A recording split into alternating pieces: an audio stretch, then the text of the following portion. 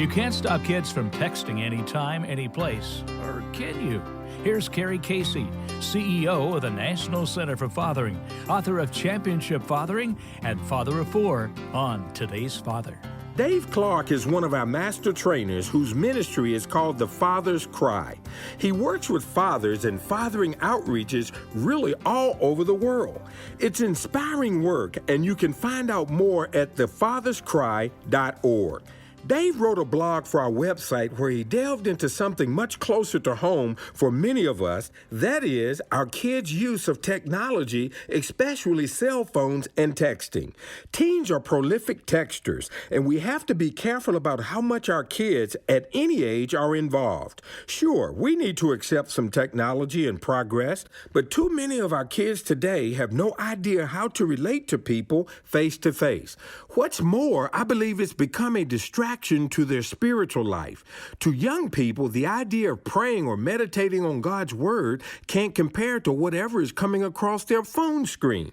Phones can be important for safety and keeping in touch, but when every member of the family is staring at their phone and no one is interacting, something is clearly wrong. Here are Dave's suggestions for fathers. First, dads, we have to be the example. Many of us are guilty of sitting right next to the most important people in our lives, and we're focused on our own smartphones or tablets, checking sports scores and stock reports, surfing social media, or dealing with work projects. Second, we may have to muster the courage to make positive changes. If our children are used to texting their friends whenever they want, they won't like the idea of cutting back. But often that's exactly what is needed. And remember that we're protecting them from unhealthy habits. Let's all agree there should be some restriction on how and when our kids use their devices.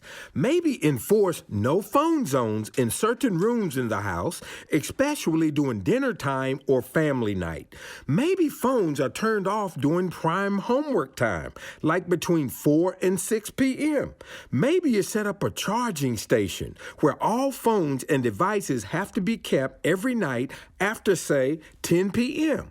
Also, take a positive approach. Dad, commit to knowing your children well enough that you can initiate fun, non-electronic interactions with them, doing stuff they will want to do. Because you, Dad, are the best person to demonstrate the joy and benefits of making genuine, face-to-face connections. This is Carey Casey for Today's Father.